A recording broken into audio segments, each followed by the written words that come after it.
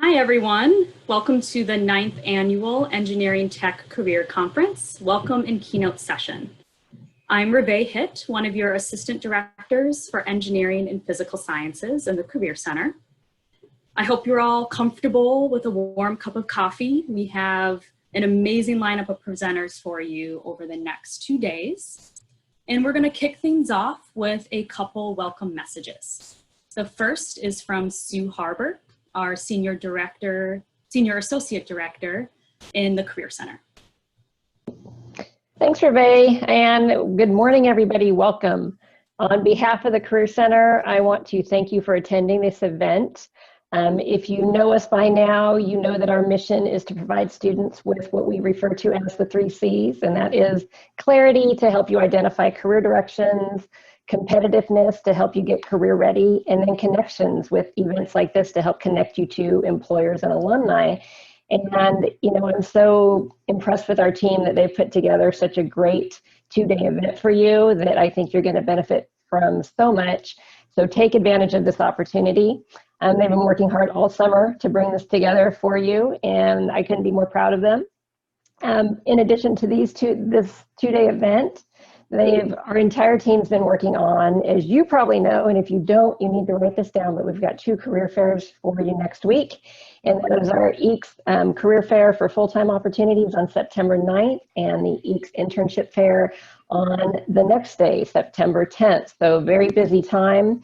And in this world that we find ourselves in being completely virtual and, the economy not completely what it was last year, we still expect a virtually environment, but a robust recruitment period. And I think it's going to be a good season for recruitment. Despite the economy, we still have employers that are very eager to meet you and to hire you for internships and full-time opportunities. So don't let the economy get you down. You are Berkeley and employers want you. So just be good with that.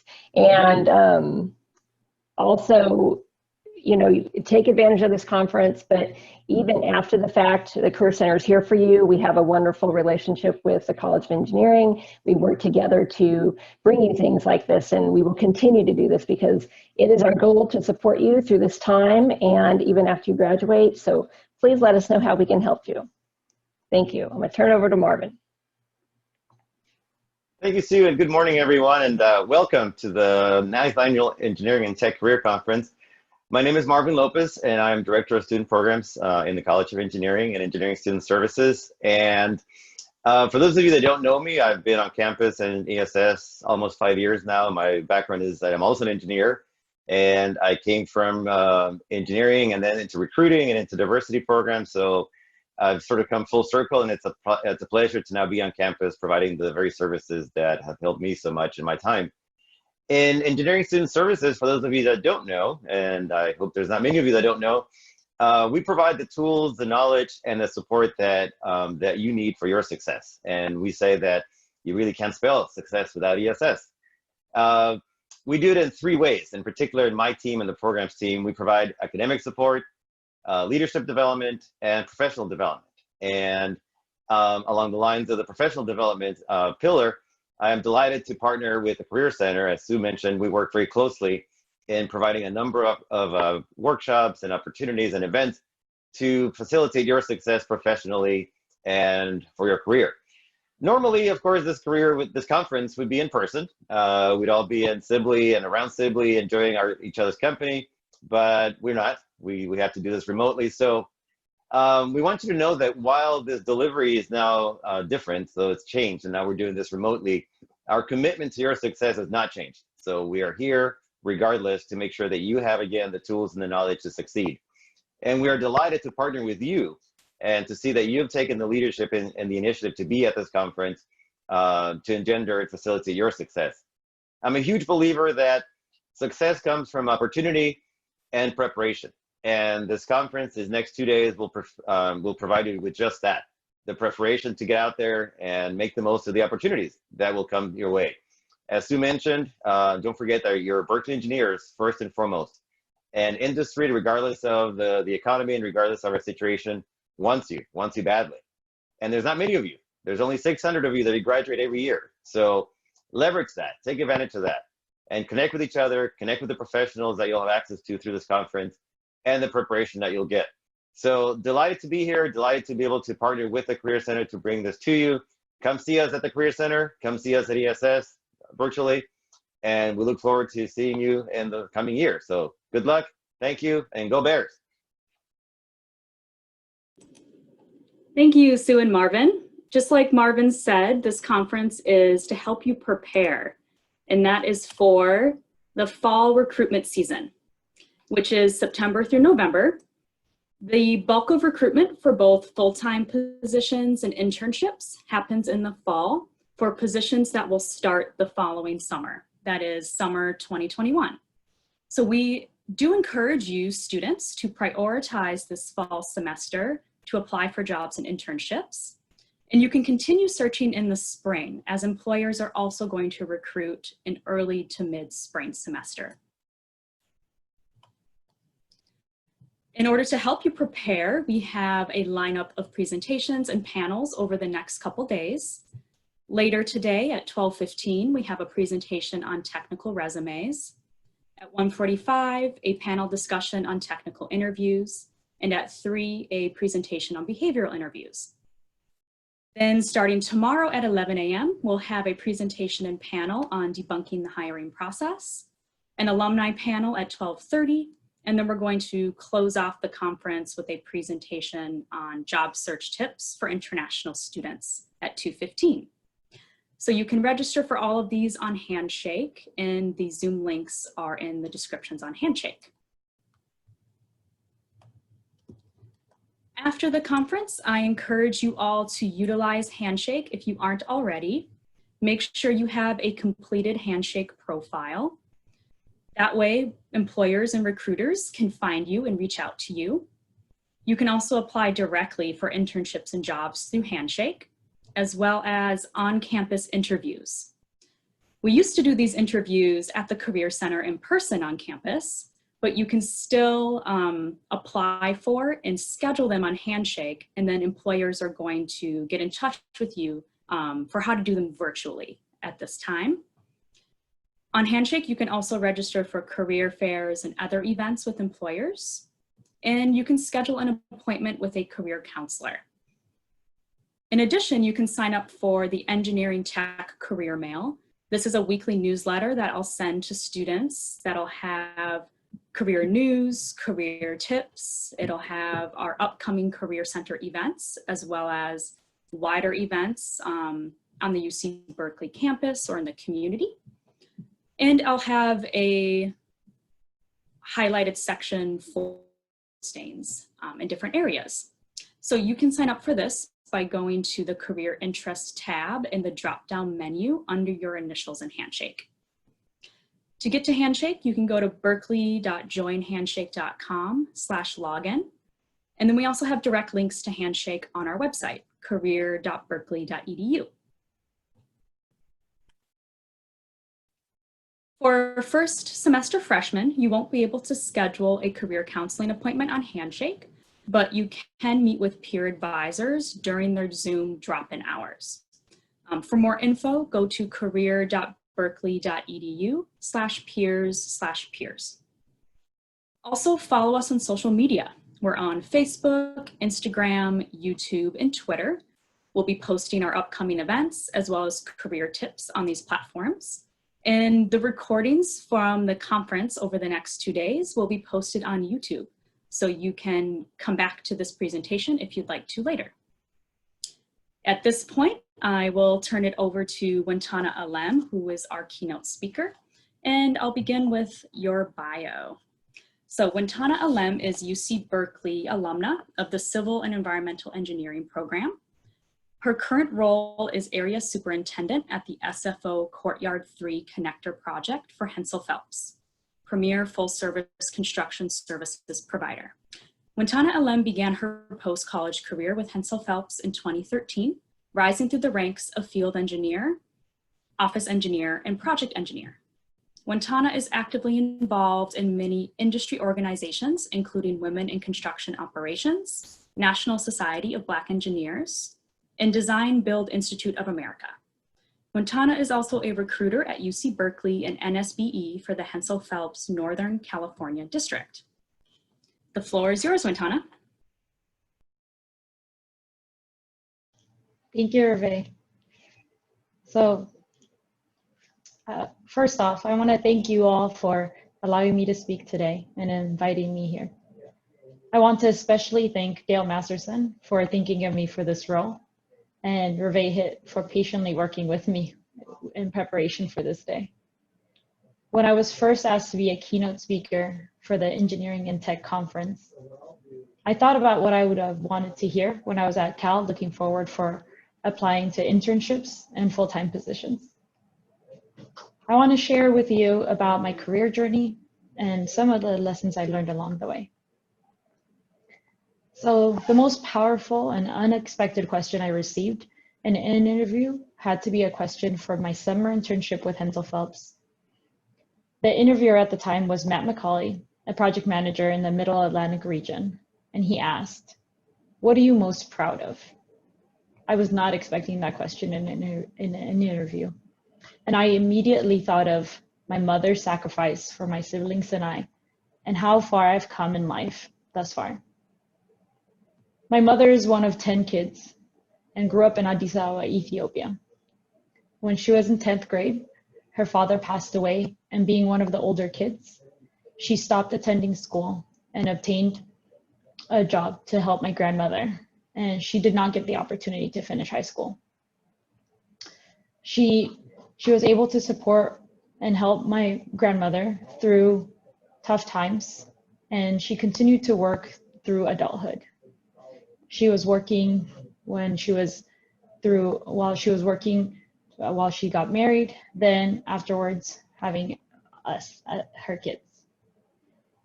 So in 1998, a major war broke out between Ethiopia and Eritrea. And around the same period, my father passed away of head trauma. And with the war intensifying and having had the loss of our father, my mother decided to bring us to the United States. And once we were in the United States, my mother worked 2 jobs, and she worked on getting her certified nurse's assistant classes completed. There were days when I barely saw her because she was so busy with work, and some days with school as well. So I didn't have a good understanding of getting navigated within the US system. So growing up, one thing she made clear though was that we were to go to college. Even though her herself hadn't gone to college, she thought that's something we should be doing. So the hardest part though is I grew up in National City in California, and I don't know how many of you know where that's at. It's in a small city in San Diego. And the schools I went to weren't the highest achieving schools that were out there. So navigating the school system as well as figuring out how to get to college was very difficult. But I was very fortunate to have had individuals that were there to support me throughout the way. And that's how I ended up getting into Cal. So when Matt asked me, "What are you most proud of?" my answer was simple. My eyes were welled up in tears because I just was thinking about all the hard times my mom went through. And I told him, "I'm proud to be able to graduate from college." It was so unlikely for me to be addressing you here today if I was to think about all the different ways my life could have gone. I could have been mixed up with the wrong crowd or have had various ways of my life changing in a different path. So although my mother wasn't physically present all the time because she was so busy, she did instill in us integrity. Integrity is doing the right thing even when no one's looking. And the other thing that she gave us was the responsibility of independence at a very young age. So we knew we had the right track and we had the right morals to be performing in the right manner. And seeing how my mom worked so hard to make sure that we didn't have to go through the same struggle she did, it gave me the motivation to do my best to make her proud. And when I was talking to Matt at that point, I was so proud of myself to have achieved what my mother envisioned for us. Her knowing that college was what would change our lives and get us out of poverty. So the most common theme I found in my overall life and throughout my career journey has been adapting to accept new opportunities and the power of relationships. Personally, I feel like my whole life has been adapting to meet new opportunities. One of my main transitions in life was coming to the United States in the 4th grade, not knowing English, and learning to fit into a new environment. Let me tell you, kids could be mean. So I was constantly made fun of for not knowing how to speak English and just not fitting into the culture. I know my strong suit was math, so I used my skill to gain opportunities to advance into honors classes while focusing on improving my English skills by vigorously reading as many books as I could. So I spent a lot of time in the public library. By the time I got to 6th grade though, my English had significantly improved, and I had a teacher that took special interest in me, Mrs. Hamaguchi. She was my 6th grade teacher, and she signed me up for math competitions, oratory competitions, and introduced me to community service work. And on top of that, she encouraged me to sign up for track and basketball and got me involved in sports. I'm forever grateful to her since she propelled my knowledge base outside of the classroom and also taught me about the importance of being engaged in both inside and outside of the classroom. From that point on, I was continuously involved in extracurricular activities as well as sports. By the time I reached my senior year in high school, I have created great relationships with teachers, coaches, administrators, and I was still trying to figure out how to address going to college. Like I told you before, my mother didn't finish high school, so she didn't have the full understanding of that. So if I didn't have the opportunity to have made these relationships, I wouldn't have been able to go to college. These individuals guided me in preparation for college, helped me with the application process, and also encouraged me to apply for scholarships. And of course, I got into Cal and I started my journey there. I started my journey at Cal with a major in civil and environmental engineering, thinking I wanted to be a structural engineer because I wanted to design major commercial buildings and bridges. As I was learning the calculations of reinforced concrete and steel design, I was fascinated with the design process and understanding all the minor calculations needed to create a whole system. And although I understood it conceptually, I had a hard time visualizing it in real life. I had never been exposed to construction. I didn't know anybody that was in construction or a structural engineer. I just knew I had liked math and I liked structures, so I just knew that was the right thing to do. So I wanted to get an internship to be on site and seeing the structures being erected, seeing how an overall construction goes together, so then I could have a better understanding and be a better designer. So that's when I was able to get an internship with Hensel Phelps. Also, while I was focusing on my classes to being a civil engineer, I was involved at Cal on various levels. I was involved in Steel Bridge, ASCE, Black Engineering Science Students Association, also known as BESA, and the Ethiopian Student Union, which is known as ESU. When I first started at Cal, there were 8 members at BESA. That same year, I don't quite remember how, but I got the opportunity to go to the National Society of Black Engineers convention, which was in Vegas that year. When I walked into that convention and I saw the sea of Black engineers and professionals, I was really excited and motivated to go back to Cal and provide that type of opportunity for those that are Black engineers at Cal. I wanted to make BESA a stronger and larger organization. Along with the other officers and support from the Engineering Student Services, as you heard Marvin say, of all the opportunities Engineering Student Services could give, I secured funds for the organization and to be able to send more individuals to attend the conferences and restructure the group to host company events and events for middle and high school students to create a pipeline.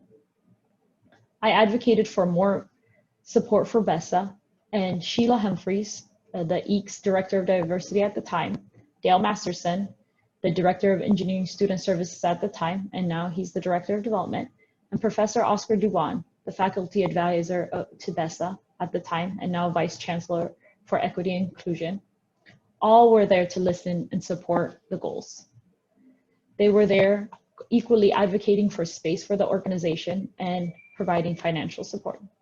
We continued to grow the organization and reinstated a website that BESA used to have to create more revenue as well as get connection with alumni.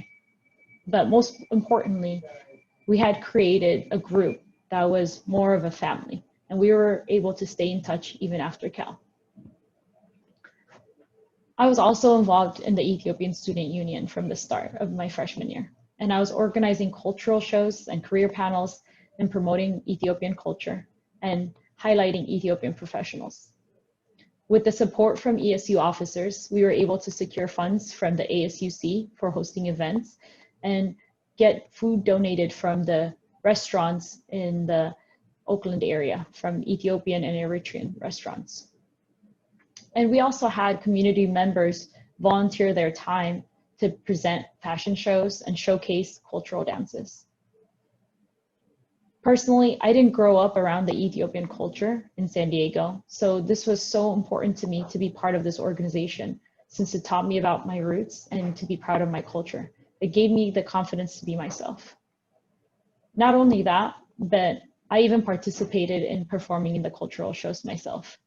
And I didn't know that the dance partner I had from my freshman year would end up being my husband, and now the father to my child. Through this organization, I also created lifelong friends and professional support as well. So when I look back at my time at Cal, I have no idea how I had the time to be planning and organizing so many events and be successful in the classroom, but I made it work. I realized how much I enjoyed planning events and seeing my visions come to life. And it was such a rewarding experience to be able to plan and work my plan. So after my interview with Matt McCauley, I walked away feeling pretty good how the interview process went. I felt that I was truly myself and happy to have had the opportunity to speak with Hensel Phelps. And sure enough, I received the offer for that summer internship. When I started my internship at LAX 8 years ago, I was clueless about the overall structural construction management. I didn't quite understand what the overall concept was. And soon I learned that construction management consisted of scheduling, financial management, technical competency, and management of trade partners. I realized that all the things I've been working on with the civil engineering major and overall orchestrating of the different events that I was doing as the extracurricular activities, they were all meshed well together in construction management.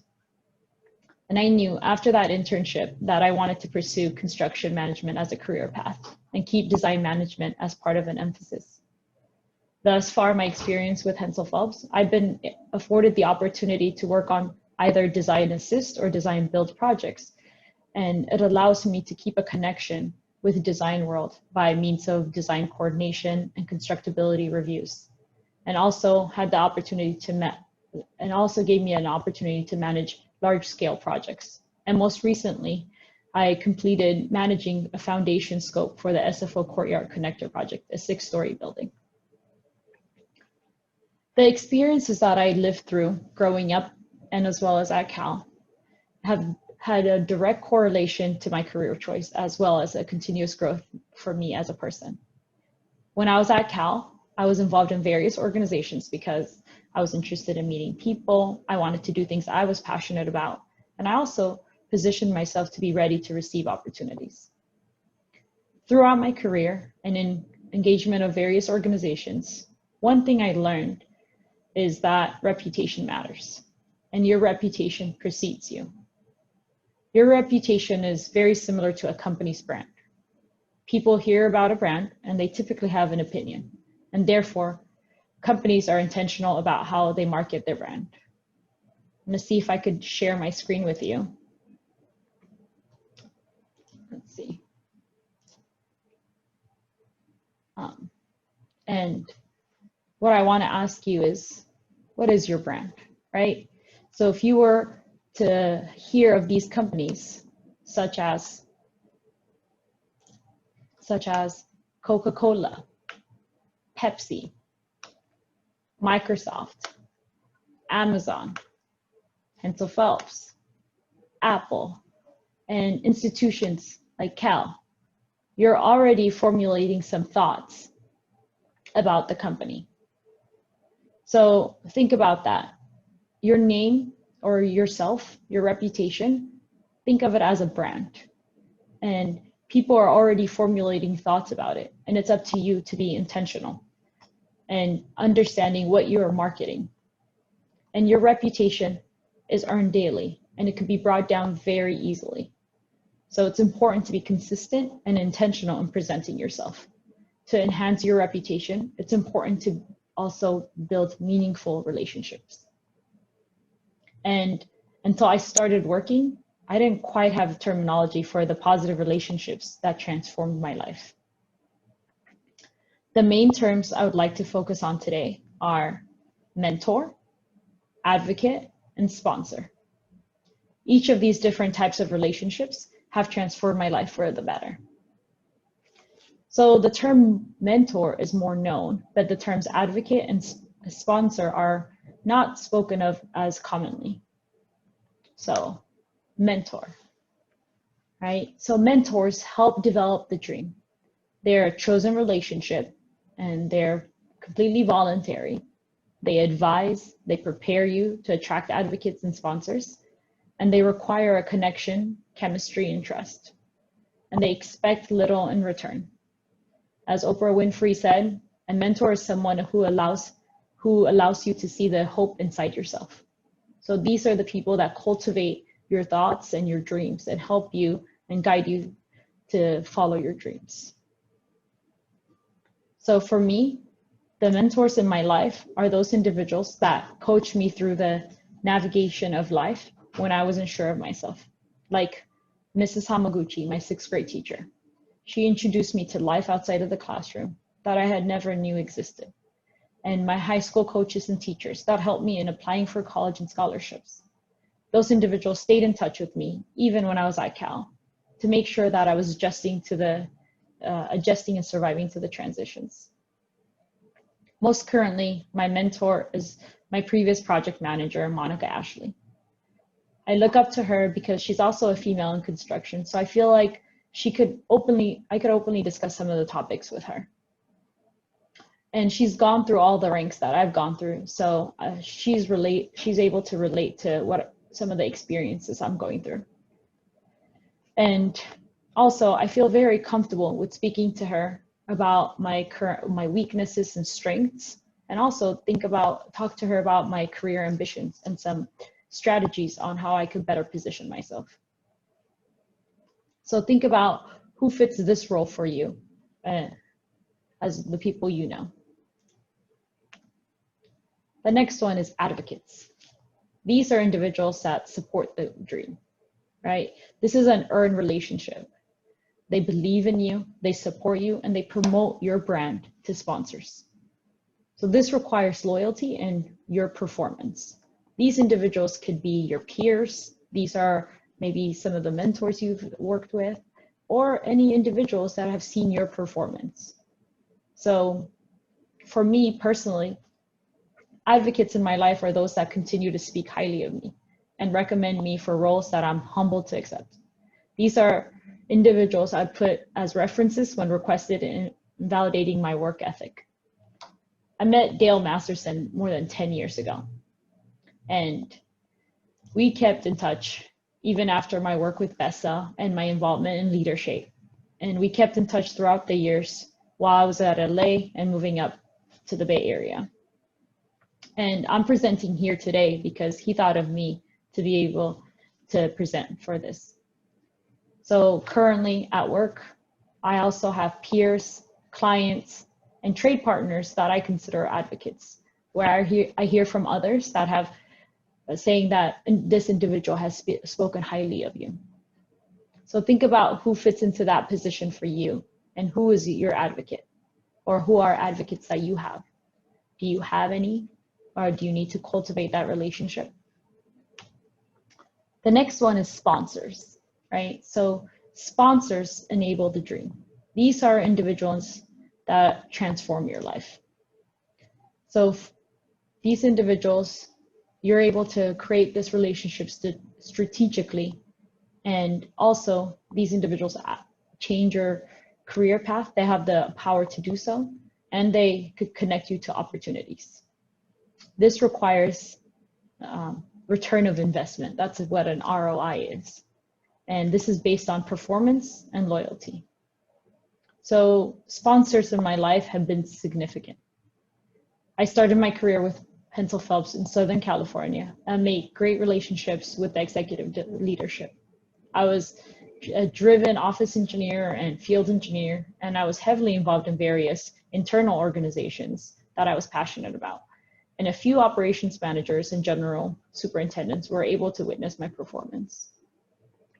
When I decided that I wanted to move up to Northern California to start my life with my husband, they were able to meet my requests in an expedited manner and also put in good word for the management team that was receiving me. So when I started my work in Northern California, it was a very easy transition for me. So also while I've been in NorCal, I've been fortunate enough to have sponsors that support my career growth. I've specified experiences I would like to obtain, and I've had individuals specifically assign me to projects to be able to give me those experiences. On a personal level, one person that has supported me in this past couple of years has been this operation manager, Scott Bills. He worked on the plan for me. He worked with me on my plan for my maternity leave plan when I had my daughter. So I crafted a plan that was a 6-month leave with some Hensel Phelps time, some state of California time. And there were some legal aspects that weren't working out corporately because California dares to be very different than the rest of the country. So Scott took it upon himself to take it all the way up to the CEO to make sure that my plan was met and that I would be able to be successful when I returned to work. I was deeply moved by his commitment to support my leave plan to allow me to have personal time with my family. Sponsors are so important individuals to have in your corner because those are individuals that invest their political capital to help you. But in return, you must deliver and show that you're worth the investment.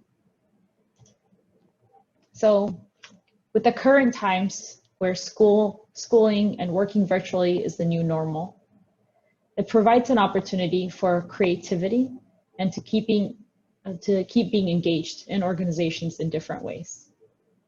Become a mentor, get involved in organizations, and engage in groups that are outside of your discipline that may interest you. As I've learned from organizing culture shows and bringing together communities, you may find out something new about yourself, and by being involved in something that's outside of your major. So at the time when I was in school between 2008 and 2012, our country was in the middle of a recession, and we, the students, were thinking about, well, how are we going to make ourselves marketable? Because companies weren't hiring then. It was a very difficult time to be able to secure an opportunity. So some students were better marketing themselves, and some were forging new marketing, some new markets. So although it's not a recession time now, it's definitely something that we haven't experienced before. This pandemic has changed the way that we're living. The virtual ways that we're doing things completely changes up the recruiting aspects of it. So companies currently are now modifying their recruiting strategies to adjust to current times. So I ask you, what are you doing to better market yourself? How are you focusing on your brand, and how do you plan on promoting your brand? And also, there's a power in relationships. So seek out and build genuine relationships with your peers, professors, and staff. You never know who may end up being your mentor, advocate, or sponsor. And for that, maybe even your life partner. So thank you all for allowing me to speak, and I'm available for any questions you may have as well. I'll stop sharing my screen. Thank you so much, Wintana, for your wise words on building reputation and brand, and then cultivating relationships with mentors, advocates, and sponsors. Those connections are so important as you develop your career. So students and other audience members, please feel free to put your questions in the Q&A at this point. You can do so anonymously or with your name, whatever you prefer, but the questions will be hidden and I'll go ahead and read them off as they come in.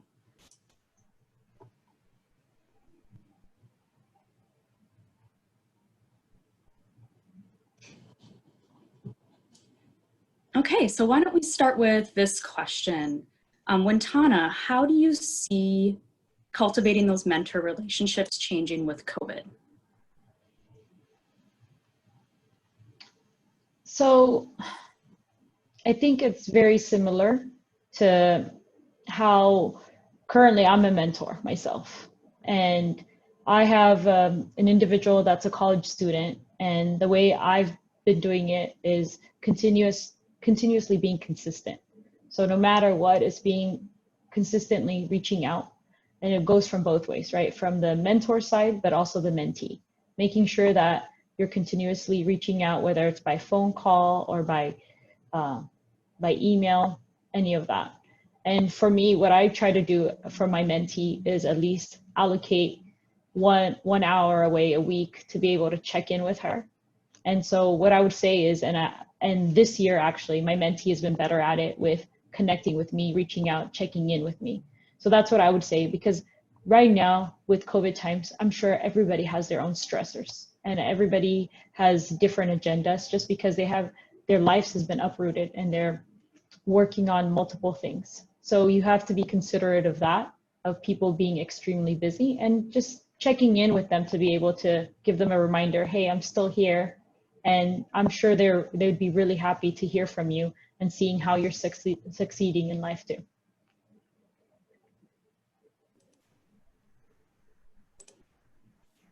All right, so next question.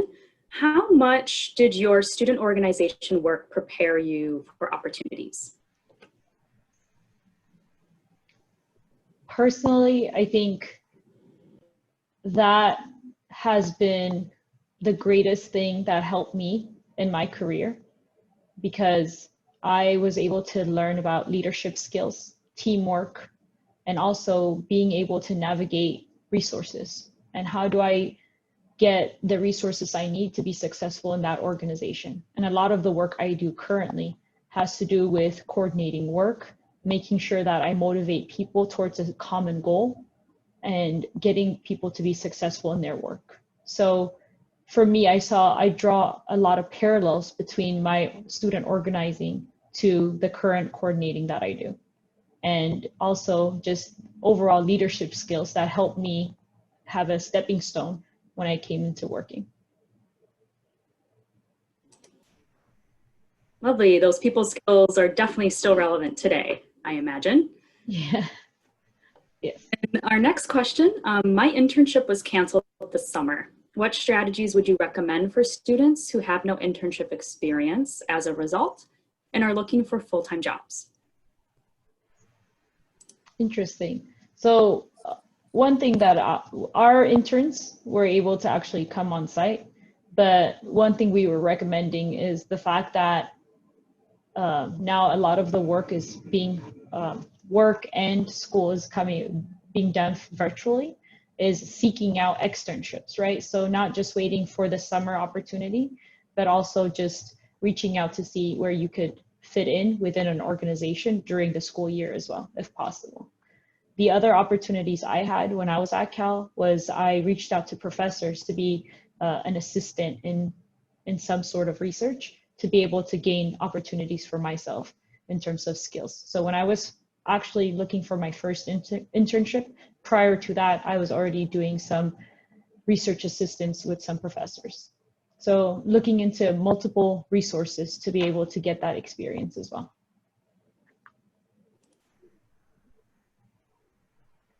Thank you. And then next question here, what is it like working in a leadership role in engineering?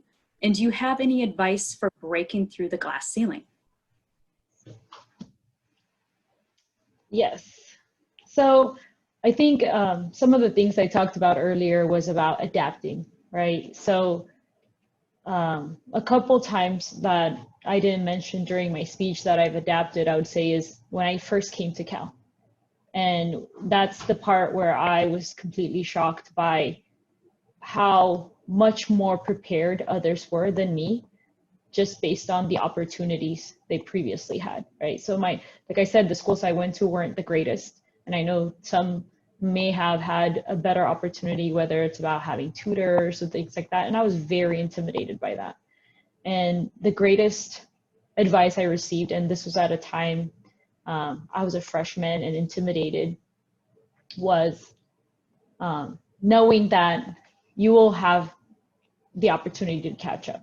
And not, I don't want to say fake it till you make it, but making sure that you're being sure of yourself, doing your research about your work. And so when you speak confidently.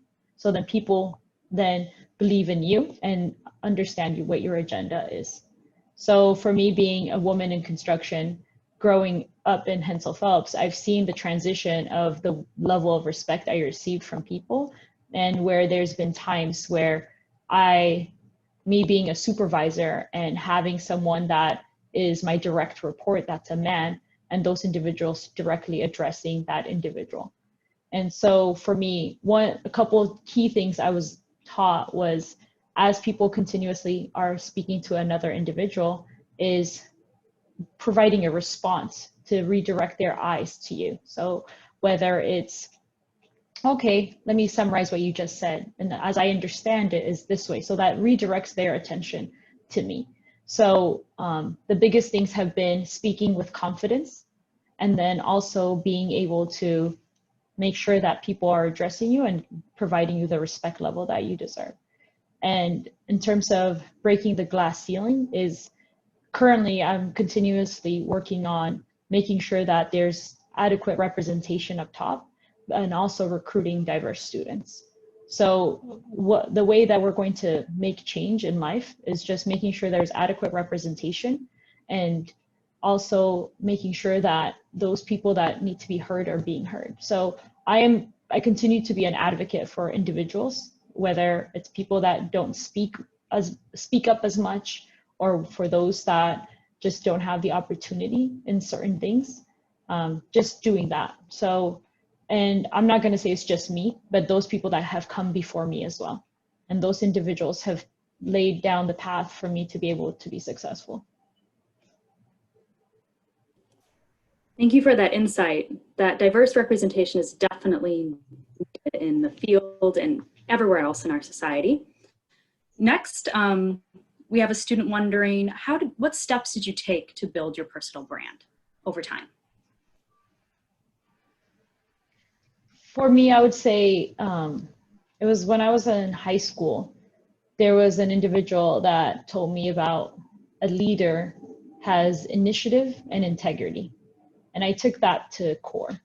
So I do my best to do everything that is morally right and doing the right thing. And then also continuously to show initiative, to act on things that, you know, others may not expect me to, and continuously being a forward thinker.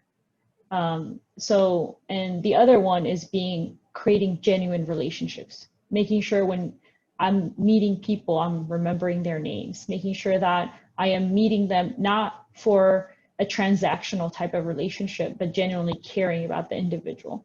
So those are the main things that I've cultivated in my life to make sure that I do my work with full integrity, that I show initiative, so then people see the drive I have in terms of the type of work I do, and also doing my research and understanding people and being genuine. Thank you. And the next question is, how do you see COVID-19 changing the field of engineering overall? I was going to talk a lot about that in my speech, and for some reason I took it out, but I feel like this gives a significant opportunity for the engineering world. So engineers are problem solvers, and currently we have a problem, whether it's in the healthcare system.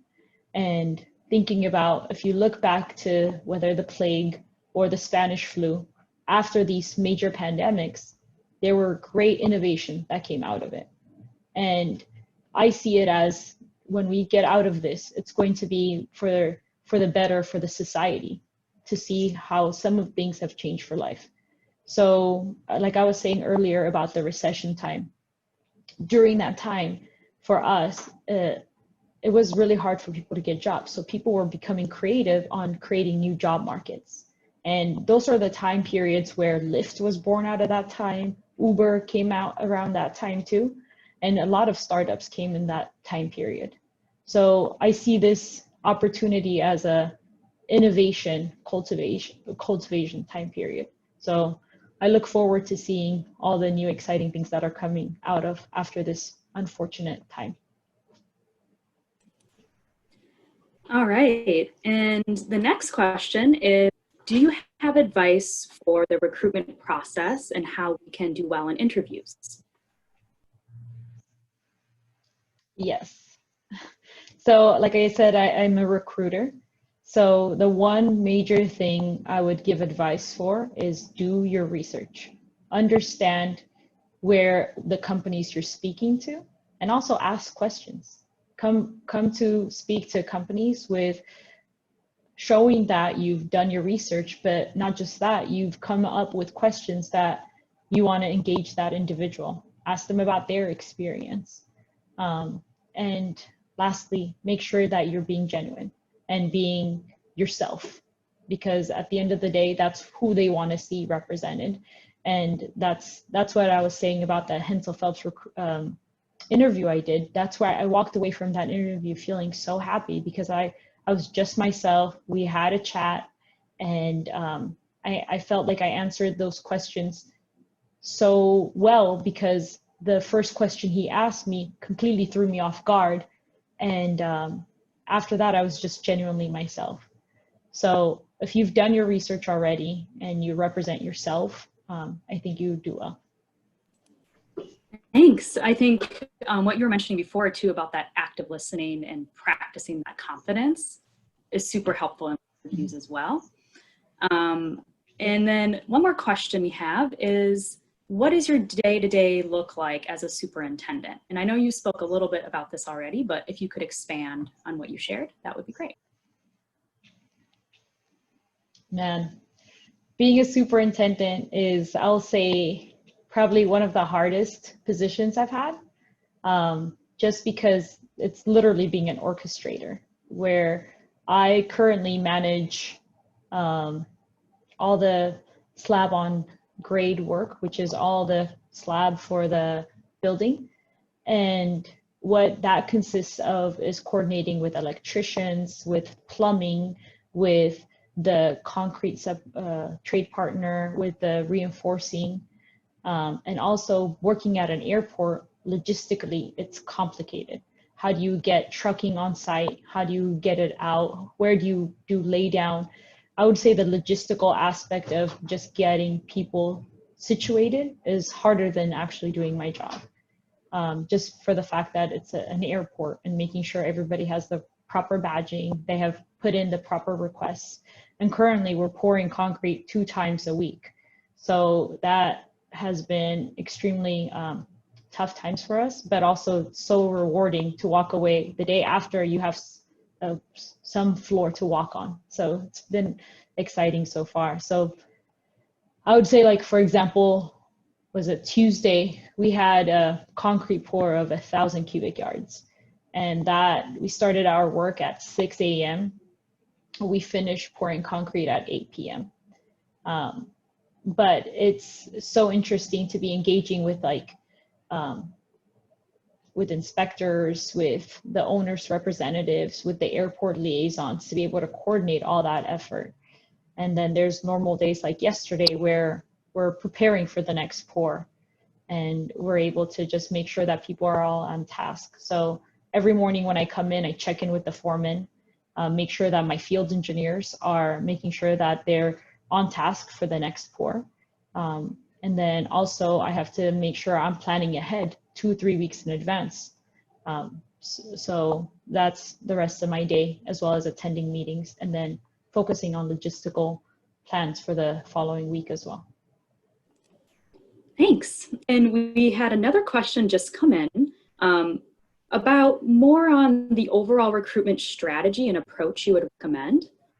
The student is mentioning that they feel like they've gone to a lot of workshops that cover different points on the process, but they're not sure how they tie together and how to efficiently land a job or internship.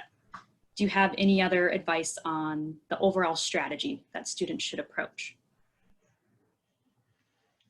So that's a very good question. And there's various ways of going about it. And that's where building relationships come in hand too. You could also, instead of going through official ways, you could also reach out to companies you're interested in and say, hey, I would like to have informational interview with you and just find out more about what you guys do, and looking at other opportunities they may have for just whether it's shadowing or just taking a look at what the work they have going on. So that's been one of the things I've done in the past too that helped me out building a relationship with that company.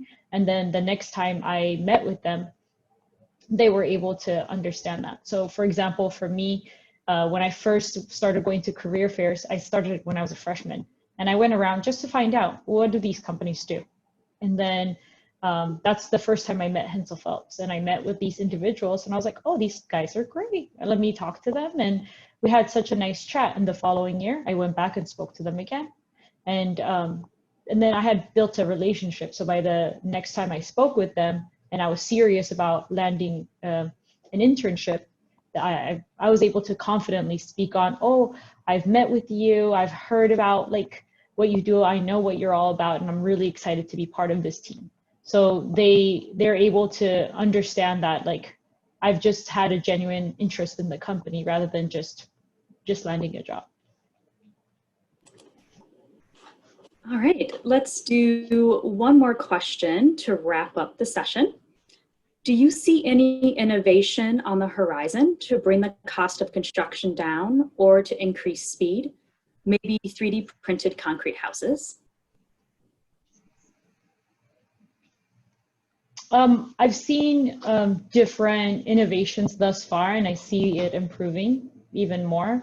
So yes, I've heard about the 3D printing, and also the other one, I don't remember, it came from Cal, but I remember this was during the time I was in school, and we actually, on a project we used, is Connects Tech, which is basically all the steel structure comes already prefabricated to be quickly assembled on site.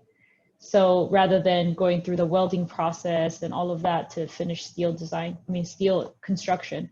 And we use that on our Skyport project. And that definitely speeds up the process of building.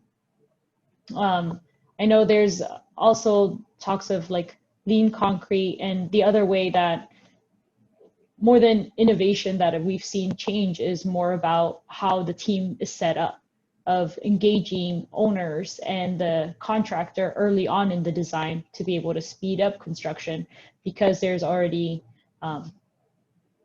the ability to catch constructability issues, or even what the owner might not like and might want to modify at an earlier time. So some of those things is what I've seen in current times. And I know there's various ways that are coming out as well. Thank you so much, Wintana, for sharing your story and advice with students today. That is a wrap for this session.